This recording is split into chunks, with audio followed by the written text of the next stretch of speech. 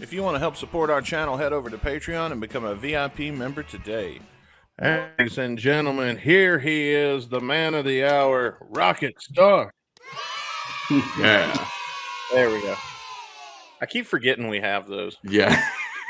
Before we get too far into it, I want to tell everybody, right up here at the top, the movie is Death of a Rockstar. It is available on my web store, deathofarockstore.com. Or if you see one of the ads come along on your Facebook or Instagram feed, you can pick it up there. There's a special deal on there where you get it for cheaper and you get a digital download with it and all that jazz. So yeah, that's how you can get it. Yeah, I didn't want to wait on the DVD, which it wasn't really that long ago. I was impressed. It came the week I ordered it. Like, usually you order something online, it takes like 3 or 4 weeks to get here.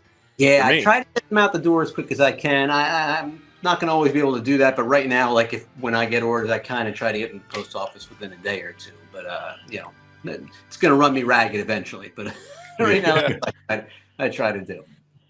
So I came across, the way I heard about this is I was doom scrolling on the internet and I saw one of your ads and it spoke to me, man, because you spent 14 years making this movie. Is that right?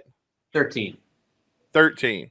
Yeah. So 13 years. You wrote all the music. You played almost all the instruments.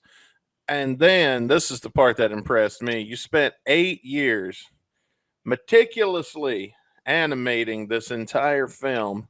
Yes, completely on your own. I know. What the hell's wrong with me? This is not something a normal person does, or a sane person, or a healthy person. But it's something that I did. Man, so after all that time, was there ever a point where you were like questioning, like, did I even really want to do this? Or by the time, you know, you were like 9 or 8, how do you go like 7 or 8? At what point is the I'm in way too deep to turn back now? Is it 6 years? Oh, 9 years? You know, damn near every day. I was like, what the hell am I doing? You know, it didn't start out in a way where I first off, I didn't intend to animate the whole movie on my own or anything on my own because I wasn't an animator. I tried to seek out other like animation houses and other indie animators. They're very naive. Like, you're just gonna be like, oh, I got these great songs in the script. Like, do you want to animate this movie? And they'd be like, well, that all sounds great, but do you have like $10 million? And I was like, well, no. And they're like, well, good luck to you. And it just didn't really, you know, I don't know why. It just didn't strike me. I figured like, oh, maybe they'd want to just kind of do it and then be a partner on it or something. But of course not. So I kind of started to where I was started deciding I was going to illustrate a couple scenes on my own. And I didn't really do anything like that either. So I brought a program, kind of designed the characters in some notebook paper and then, or, you know, the just regular sketch paper, and then translated that to the computer, started drawing a few scenes. And then on one scene, I just kind of, it happened to be an animation program that had illustration capabilities. One scene, I was just like, you know, I could just move this one little part and just, you know, to kind of, because I was trying to do it so I could then maybe bring that to places and try to raise funds for it. Yeah. And when I moved, I was like, oh, that was cool. I just animated something. Oh, nice. And so then 8 years later, it was kind of like that. I was like, well, you know, maybe then I could just, you know, move this or animate. And I just started doing little things like that. And eventually I was like, well, fuck it. I guess I can just do this all on my own. You know, I'll just do the whole thing. And again, it didn't really strike me what I was thinking to take on at the time. I wasn't like, I'm going to do this for 8 years. And it was kind of more like, yeah, I'll just do it for as long as it takes and on weekends, whenever. Just did not really hit me that this would be how long it would all take me. But there you go. And a lot of people probably would have like said, okay, I can do like 10 minutes, get that out, and then put that and maybe release it as a web series or something like that, and then just do it as you got it done. But you held out until you had the whole story completely finished. And yeah, you know, that was partly because a friend of mine who at the end of the movie, he's credited as one of the, I think I called him an advisor or consultant or something like that. My friend Phil Alaco, he's a filmmaker, and he kind of acted as a producer during it. Like, I'd meet with him, I'd tell him what I was going to, he just watched the clips as I did them. But in the beginning, I went over to his house, and I had just kind of done like one scene. It was the second song in the movie that you see there, although it was much more basic than what finally went on screen. And he asked me, what I'd been doing lately, and I showed him this thing, and I was just like, he's like, oh wow, what are you gonna do with that? And I was like, I'll probably just put one up on YouTube as I finish it every 3 or 4 months. And he was like, dude, YouTube's not a plant. He's like, you have to do this. This is like too special for you to just like treat like some little thing you're going to put up every few months, So yeah. He really kind of motivated me to believe in myself.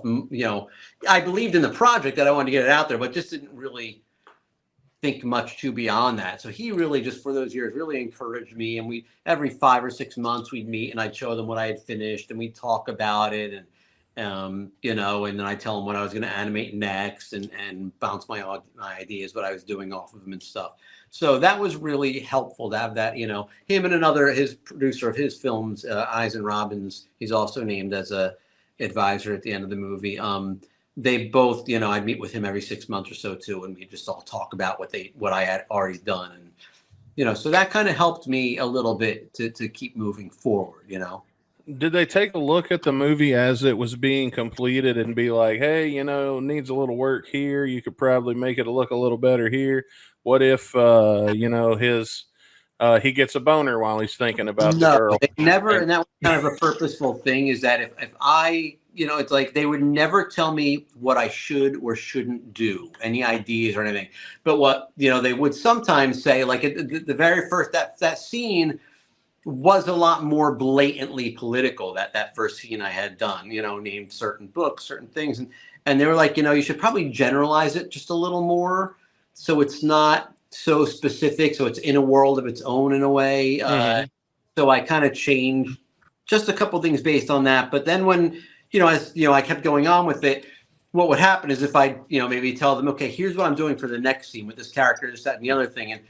And Phil would maybe be like, that's, you should maybe come up with a different idea. That's maybe not too strong. You have to, if that's the scene you're going to do with that character, you have to really show what their motivating idea is. And I get so annoyed because I'd be like, fuck, it's like, first you get annoyed, like, no, but that's what I want to do. Then I think like, well, fuck, he's right. That really isn't a good idea.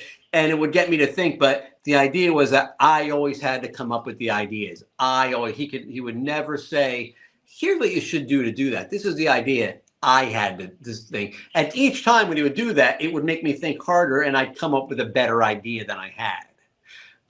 So that was another really, that was a great aspect of it, is that my ideas improved by having somebody that I trust, some people that I trust, because, plenty of people just want to hang their hat on something to tell it, to say, oh, I told him he should change that or whatever. But if he, because usually 99% of the time, you'd be like, that was awesome. That was great, blah, blah, blah. But once in a while, if he said, no, you have to show, where that character developed for that scene. You can't just do that. So you really need to rethink that. I knew he was serious, and I knew that was something I had to really take seriously. And I'd say in all but maybe 1 or 2 occasions, I thought and changed the idea based on that. How did you commit some of the more abstract scenes to paper, or did you at all? Did you just know what you wanted when you went into the animation point? Well, I wrote a whole script, and then I proceeded to ignore it the entire time. I've never written a script in my life, but I figured, you have to. So I did write. I wrote. I bought a script writing program, wrote the whole thing out, and when I went to animate it, though, since I had never animated anything before, of course, when you start doing it, you start going, oh, shit, that's not really going to work, or that's a little too hard to pull off. Maybe I should do this idea instead. Or I do something like, to give you one example, there's a scene in the movie, if you remember, where, he pulls some umbrellas out of his hair and gets blown up onto a cliff. Well, that happened because in the script, she actually, the female character, Ronnie Way, is actually on the edge of a beach with the water, and she's very distraught at the end of the beach, and her song before that takes place there. And he walks over to her, and then the next song begins. But as I was going along before that, I ended up with her up on the top of a cliff. And then I stopped to do the next thing. I was like, oh, fuck.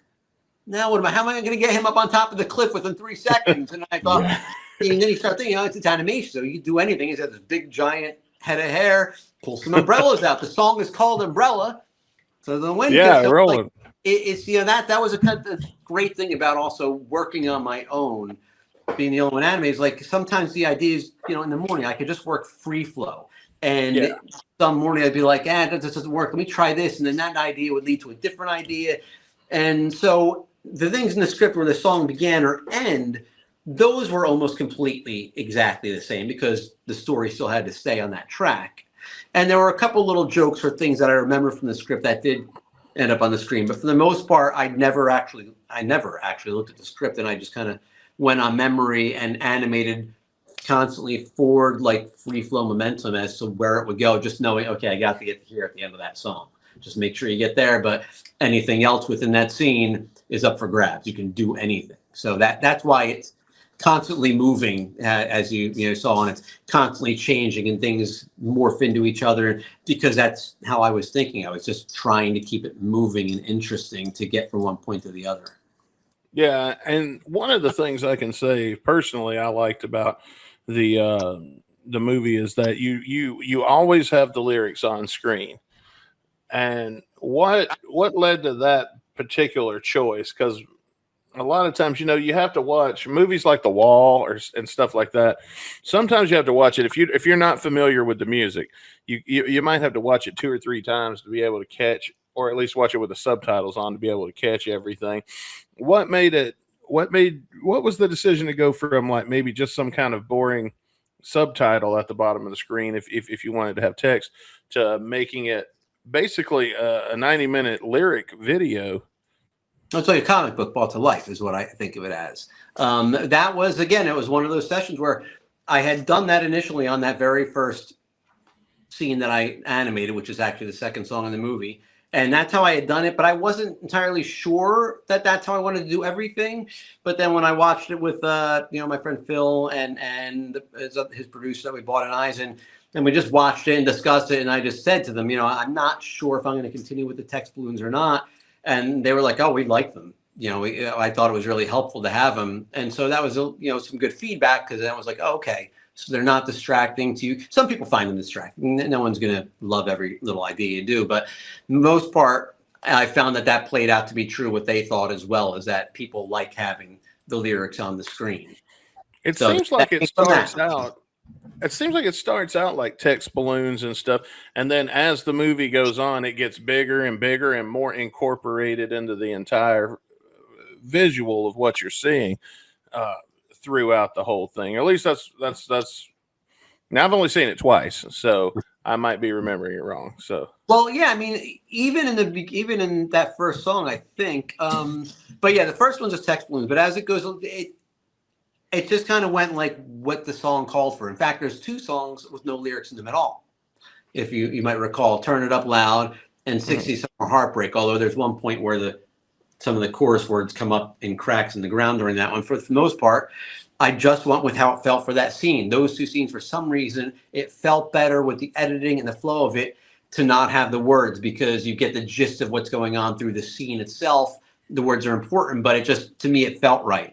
And others, it's like, the text bubbles felt fine sometimes, but then other times it felt like, no, the design should incorporate those words, or what's happening, one point flames make out the words to something, or, cracks in the ground make it, and it just really went with how at the moment it felt like what the scene called for. Right. So I just, again, another good thing about working on your own is go with what the inspiration is and what feels right from your gut, Yeah, and plus, if you would have had somebody to come along and some team to come up, they might have been like, "Hey, boss, we got to talk about this boner scene." And honestly, that's my favorite part of it. That was my favorite scene.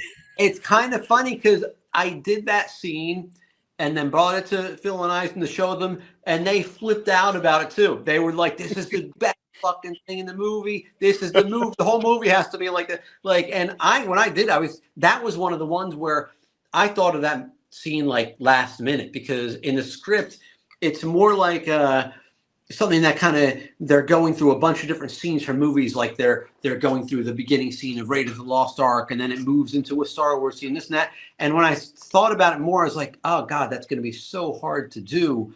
And I don't even know how to pull that off. And I was just trying to think of a great way, because it's supposed to all take place within a split second, that song. It's the second that he falls in love.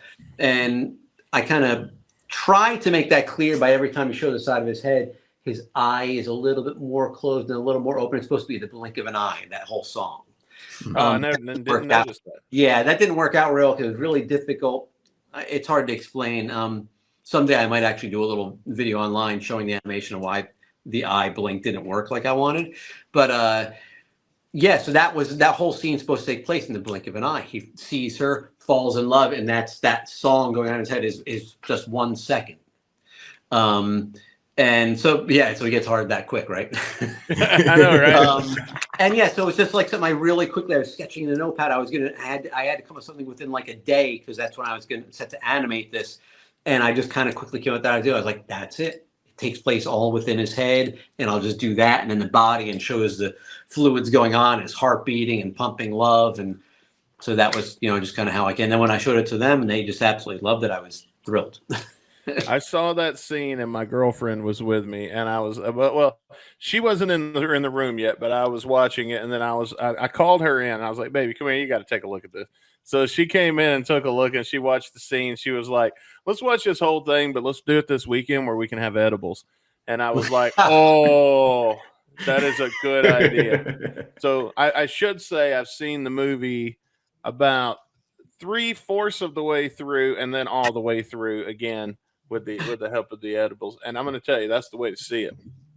That's what I've heard. Some people have told me that they drop mushrooms to it and all that kind of stuff, which is pretty funny. I've never done that, but I can see that from being. How much of that was taken into consideration? Because a lot of these rock operas have a psychedelic aspect to them, kind of like, well, I already mentioned The Wall, and even Tommy has certain scenes that I think could be considered of a psychedelic nature. How much of that was taken into consideration? I mean, I'm not sure. I mean, I guess it just was that I love that aesthetic, and it's the aesthetic I was going for. Where there's like the Yellow Submarine, look at bright colors and things are all swirly, and early glam is very colorful, and just the abstractness of stuff I enjoy. Like, I'm not a big fan of the Tommy movie, but I love the record. The record is fucking phenomenal. But the movie I'm not a big fan of, but I love the scene, that Elton John scene where he's got the big legs and the stage of it. It's just so abstract and cool. And I wasn't even really thinking. Although when I was animating, I was thinking like some people might want to get high to this, but it was really just a matter of that's just how it came out of me. I like that kind of stuff. So just naturally went there. It wasn't like on purpose, like yeah, I'm gonna make sure this is the ultimate drug movie. Well, have you had anybody want to show it? Like maybe I can't believe like Adult Swim or somebody isn't interested in it. That's exactly what I was thinking of too when I was watching it. I was like, this would be perfect for like something they could put on at like late at night, whatever, on Adult Swim. On block. That'd be perfect, I think. Well, if they ever find out about it and want to make me a multi-million-dollar offer, I will definitely consider it. But in the meantime, it's kind of, and some people ask me all the time, like, why don't you offer it this way or that way? It should be streaming. It should be free here. And then people, I had it on streaming services for a while, Roku and Tubi TV for about 1.5 years. And it just was not good for me as an artist. First off, you don't make any money on something like that. Maybe, Adult Swim might be different. They might have actual money, but the streaming service, you really don't make any money on it. But what's worse is you don't find the fans that way. People watched it on there, I'm sure, but I have no idea who, but with the way I'm doing it now, like the ads, like you saw the ad, you bought the DVD, you're on my email list now, you asked me to be on a podcast. I've been building up fans since I've been doing it this way, where it's more personalized and I'm controlling it. Slow and it's a difficult fight every day, but it's actually building up real fans where Adult Swim might be cool. And again, like if they have a lot of money and some way of doing it, it'd be great. But I don't know how that would benefit me in the long run as an artist. It might, but I certainly know it wasn't working for me on streaming services. It was just really a waste of a lot of my time. So yeah. Well, I think like with something as big as Adult Swim, the only thing I could see it really being is people would tune in. They're probably not going to see the whole thing. Nobody tunes in and catches the movie from the beginning, but they'll probably come in about halfway through.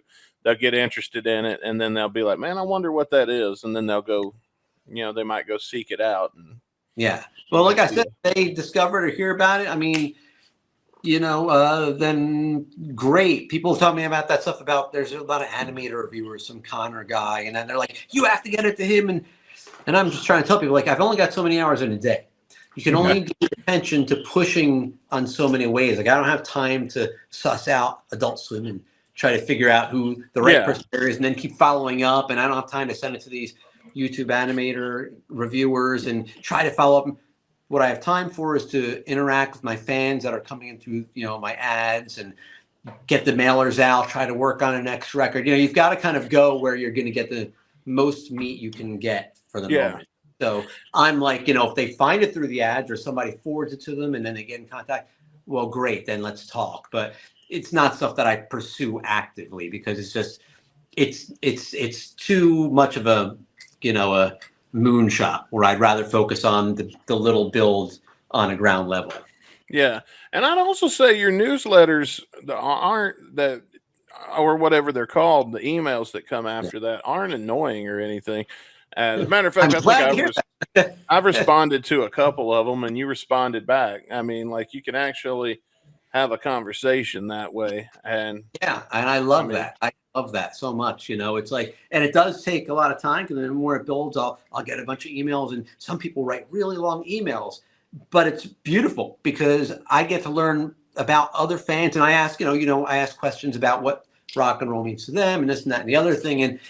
And it's just wonderful to hear people open up like that because they came in through the movie and saw how much I love rock and roll. And that's why I did it basically. And then hearing their stories, it's moving to me. So I want to respond in kind. So I write a lot back. So it takes a lot, but that's what I mean about like building it up on a ground level. Someday, maybe if I'm lucky, maybe I'll get too big and I can't do that anymore.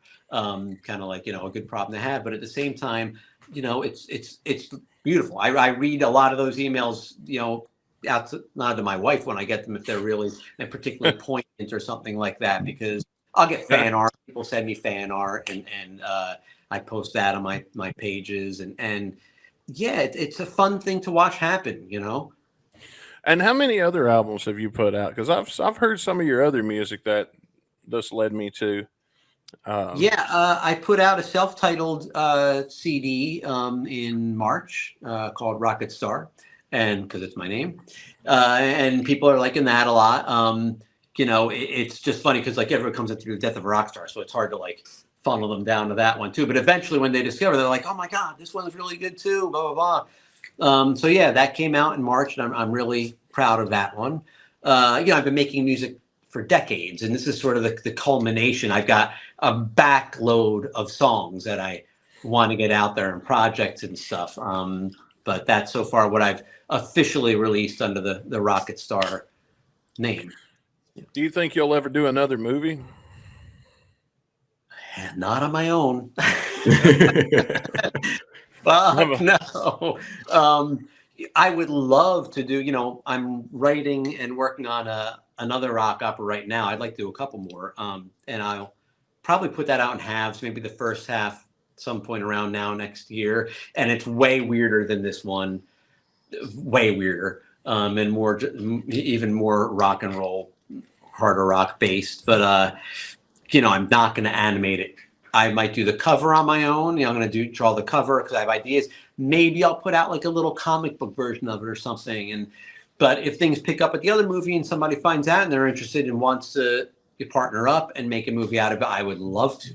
I would love to make, movies with my other music that I want to put out as rock operas as well. So just not by myself. That was a one-time thing. And people ask me to do it all the time. And I'm like, well, you won't hear from me for another 10 years. Yeah.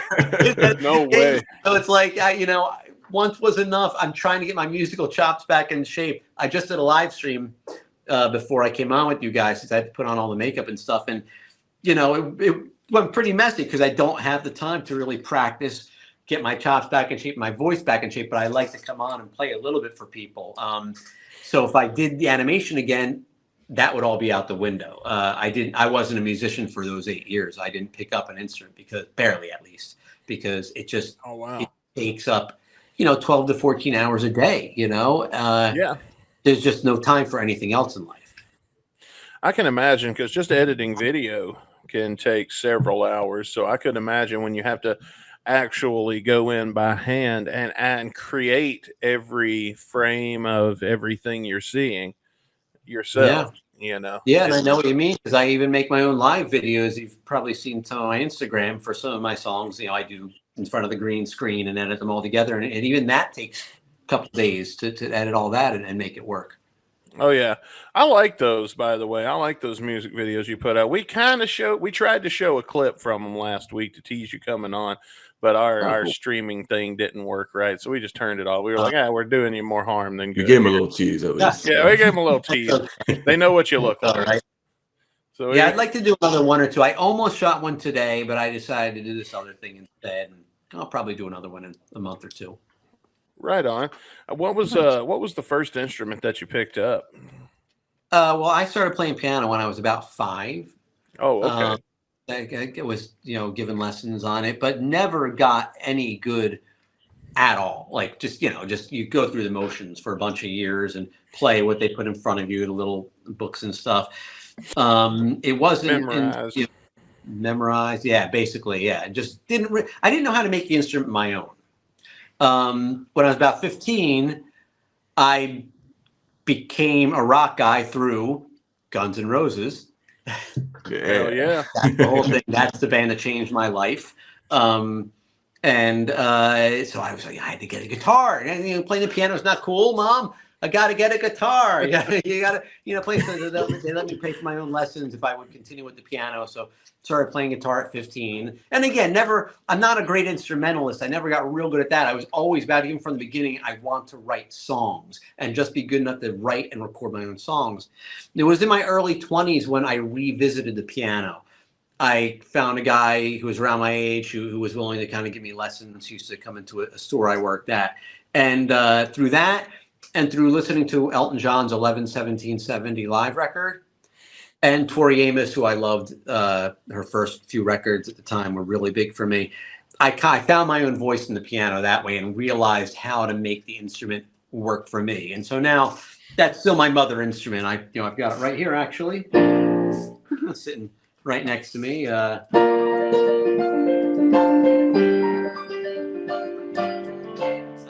from the opera. I don't know if you know that one. So that's sort of my mother instrument, and I play it better than the others, which isn't saying much because I'm not that great at that one. That's. Well, I mean, the music. Does that answer your question? I don't even remember what the question was. No, it does. The music itself is really was also really. Oh God, what's the word I'm looking for? You have enough of the way you change and everything, and you allow the lyrics to breathe to show some of the story also going on. How different is it writing a song for an album versus writing a song for a rock opera? It's no different. In fact, a lot of the songs for the opera were already written.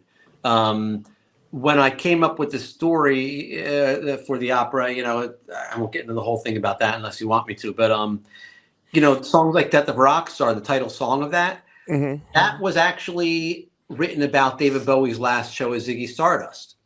It was based on an interview I read. I have this really cool magazine with a whole bunch of old NME articles from the glam era, and it was an interview he was giving about his last show as Ziggy and why he killed the character. It was because it had kind of become more of a cage to him, and where it used to be something where he can be something else other than who he was, and then it felt like it was a prison. And if you listen to the lyrics of that song, that's what I'm saying. A prison now, what once began as a way he could be free, and this, that, and the other thing. And so when I came with the story, a lot of these songs came, I was like, oh, fuck, that's perfect for that scene. That's perfect for that scene. And it just kind of came together in this weird way. There's a few that I wrote specifically for it, like a song called Repent and a couple and others that were just ideas I had in my head that I never sat down to write, like Turn It Up Loud and 2164. But it's just kind of the same thing, really. It's like I usually have a bunch of ideas floating around in my head. Some, I put down on my iPhone. I've got like a couple hundred on there at every time. And back in the day, it was a bunch of cassette tapes. You'd throw down an idea or two. And I kind of let them germinate in my head, sit down once in a while, play a little bit, and whatever kind of sort of starts to bubble up to the surface is what wins. Yeah. So that's oversimplifying because there's so many different ways to do it. But yeah, it's not really any different. If I need a song for a specific thing, then I'll write a song for that specific thing, whether it's for the movie. I find the best ones are the ones that kind of come out over time on their own. But, then again, last summer, I forced myself to write a song called Galactic Pioneers, and that's on my latest Röckët Stähr record, and people seem to like that a lot. It's my first synth pop record ever. So nice. I guess I do it on demand as well. Well, let's talk a little bit about the storyline of the movie, because I haven't seen a lot of that on some of the socials and the ads I've been seeing. So it takes place in this futuristic, I guess, what's the word I'm looking, dystopian future. Yeah. Where we're not going to say Catholic Church has taken over the entire world. Right. Well, see, it's not. And there's a scene in the beginning where it makes clear, like, there's all these religious wars still waging elsewhere in the world between, Islam and Catholicism or whatever. Put in whatever thing you want. I never call it Catholicism or anything like that, because the ultimate point is he's technically the Tsar of America. And, there's all those other countries have their own dictatorial. The whole world is under that kind of thing, but there's still different countries. Yeah, it's hard to get really detailed in a little opera like this. But I throw little things in there to make that kind of clear. And it's more of a marriage, like, yeah, it's that religious part from the right, and then the overly communist part of the left, and they've kind of merged together.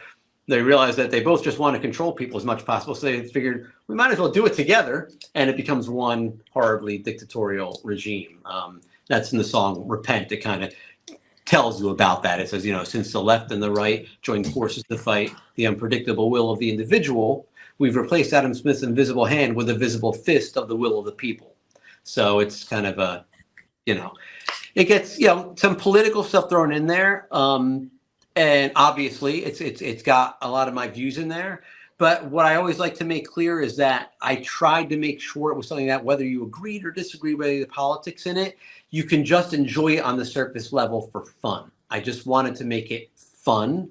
When I started making it, the whole things weren't quite as political as they seem now. I felt like, a whole different world. 13. Yeah, because this was, I literally started this during the Bush administration to show you how long it's been. And it's kind of held true all that time, whether it's been Obama or Trump or Biden. It's like people still say, wow, that's still, that gets kind of relevant today. I'm like, yeah, but I started this in the fucking 2000s, man. We went through 4 presidents. So it's like, but I just want to make it clear that it's fun overall. It's a love story. It's not like it's beating you over the head all the time.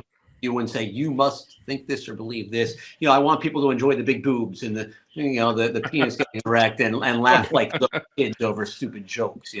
That's what I really, and it's a love letter to rock and roll overall. I guess basically rock and roll is what is going to save the world, or so we think. Right. But I don't want to give too much away, but I guess it's not giving too much away. I mean, it's a good story. Maybe things don't go exactly as planned. There's not a movie. Yeah, it wouldn't be much of a movie if it did. But it's very interesting, would it? Yeah. So and that's kind of, it's funny because you said you didn't see really anything on the ad about the story, and I don't mind that we're talking about the story now because of course it's actually, if you click over to my ad and you scroll down a while, I do sort of give the outlay of the story, but I don't put that stuff up front that much because what I find is that people are usually more surprised and enjoy it when they don't know really what it's about.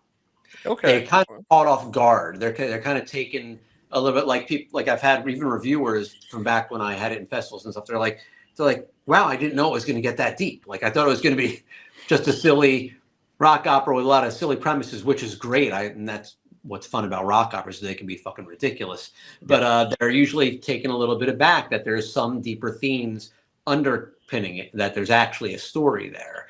So I kind of find that fun, that because sometimes when you tell people like what we're saying beforehand, people get preconceived notions of what they're in store for. They get a little bit taken aback, like, oh, they're gonna knock my thing, my political ideas or anything, and it doesn't, because it doesn't take any particular side or anything like that. But I find that fun going into it when people didn't know what it was going to be, you know. I would say probably, if anything, it knocks rock and roll more than it does, as much as it is a love letter. With it, I mean, you wrote the movie, obviously, you know what happens and what ends up happening with our characters and the message they're trying to spread. In a way, it kind of backfires. But I'm not going to say, I won't say anything else. I don't want to give too much away, but I will say one more thing. Watch it till the very, very, very, very end, because there's a little bitty twist right before the movie ends that popped our whole household when we were watching it. I love that. Yeah, that people end up liking that ending a lot, and I love that, because that's, again, one of those things that I came up with like at the very fucking last minute, like, you know, just thinking what to do, and one idea led to the other, and I just like went to my friend and I was like, I got it. I know how it should end. You know? And the fact that people respond so well to that ending is really, really great. That was hilarious, man. I hadn't made it that far the first time I watched. So when I was over here watching it on the big TV with my girlfriend, we both popped hard for that. That's great. That's so great to hear. That was great. So stick around for the whole thing, guys. The movie is Death of a Rock Star. Probably help if I show the cover. Death of a Rock Star. You can see link in the description where you can purchase the movie, and maybe even get the very special ones get signed. Only the very best people get theirs signed when they. Yeah, you know. Well, here's the deal with that, real quick. If you buy it through the ad, it comes signed. That's part of the deal, even then it's cheaper and everything. If you end up buying it through the web store, it's $5 extra to sign it. Although those I will personalize. So yeah, that's sort of the deal with that. You get a special deal with the ad. I wasn't going to tell them that. Oh, sorry, I gave away the ending. The spoiler. So I was going to be like, so if you get a signed one, you know, you're one of the special awesome people. That's right. Well, we can still pretend that's the case. You can edit it later. Yeah, that's a lot of work. You know that. It's more funny this way anyway. Digitally remaster it like Star Wars or something. Oh, yeah. You think you're going to ever digitally remaster this movie? Or are you going to start George Lucasing Death of a Rock Star and then... Fuck no. And funny, because there are errors in it. Somebody just pointed out an error to me recently that I had no idea about. And I was like, he's like, wow, that was really deep. You meant to do that to like on purpose as like to show the undercurrent. And I watched, I was like, no, that was me. That was a complete fuck up. And you're only now showing me. He thought it was like some deep, like, yeah, that was really great. You know, I'll tell you what, there's a scene with the father, the runaway's father. He goes to sit down in his chair. One point he's wearing a cross around his neck. And the other points he's wearing that, that kind of X that the Tsar and all the bad guys have on them. Mm-hmm. And that was because of one of those things where I told you my friend said you should generalize it a little more. And I had changed the cross to where he's loyal to, this dictatorial, leadership thing. But apparently I didn't do it to every single frame. And so it switches from the cross to the thing. And he thought that was my subliminal way of kind of wink, wink, nudging. And it totally wasn't. So there are errors like that in it. At one point, the guy's guitar strap's not quite on him. There's a few spelling errors running through it. So, but I like that. I think that makes it more just kind of even more interesting and human. So I'll never take those out or fix those at this point. So if somebody came along with a film crew and they were like, hey, man, let's make this into a live action thing. Would that be something you would be interested in? Yeah. If somebody had money behind it and ideas, depending on how much creative control I was allowed to keep over it and all that, or saying no to things I don't like. Of course, then tell me how much money they have, and maybe I'll let that go too. But no, that would be amazing. I would be really curious about that. People always talk about Broadway and stuff, and it's similar to the Adult Swim thing. Like, I'm not going to pursue that because it's such a moonshot. But if somebody came along with the idea, and had the money and the producers, I would love to see it staged. That would fascinate me. So, I'm very much open to anything, really. Even the porn version. Can you imagine a porn version of it? I mean, it's screaming for it, and that would just tickle me with a feather. Oh man! Well, they wouldn't be using hammers in Repent. They would. That's be, right. Yeah. Oh, they'd be using hammers. Different kind of hammer. So who would, if you could cast this as a live action movie, who would play the Rockstar? Oh, me, of course. Oh, you? Okay, well there you go. No, I have no idea. He's technically half black. Gonna have to have some CGI here. Exactly, yeah. And then I'll be canceled. I think it's okay if you CGI it. I don't know. I don't know the rules. It's still less offensive than Jar Jar Binks. So I mean, fair enough. Fair enough. Yeah. He's based physically on Slash, Jimi Hendrix, and Phil Lynott from Thin Lizzy. That's mostly, a little bit of Prince maybe in there too, but like that's mostly the combination of them is like where the face, the way he stands and everything, it's like a hodgepodge of that. So anybody who can kind of come that kind of vibe across, that's what I would be looking for, like a strong, angular, long face, or, why the long face? Forearms, of course, essential, massive cock. All these things are obviously very important to the character. Extremely. Yeah, at least for the Death of a Cockstar version. The yeah. Well, see, that's the twist. In the porn version, he's got to have 4 dicks also. Yeah. That would be great. Now that I'd pay to see. That's right. Imagine the hell of that for $1. Hell yeah. Get that on Patreon. Go ahead and say, well, no, better not, because now people's going to start making your fan fictions for you. Yeah, they're going to start a GoFundMe. That would be awesome too. That would be hilarious. And again, I love anything. I love the fan art that I get, and if people even did fan fiction, that would blow my mind. So send in your pornographic Death of a Rockstar fan fiction. So rule34.com. I'll do it G or X-rated. Anything is fun. What about the chick? Who would you get to play the chick? Oh my God! I guess Scarlett Johansson. Oh, there you go. See, that's no, not even that. I don't even know why I said that. I guess because she's a small blonde chick. No, actually, who is what is her name? I can't think of it. There's a recent actress who, oh gosh, and people are going to kill me for saying this, but she is a thin blonde with very big breasts. Sydney Sweeney. Yes. I mean, the internet only talks about her boobs now. So. I mean, she's beautiful. People give her a hard time as an actress. I think she's a fine actress, but she is gorgeous and physically kind of looks the part of the character, I think. So, yeah. Well, I guess. There you go. Well, we got one character cast. All right. So there you go. Yeah. Make it happen.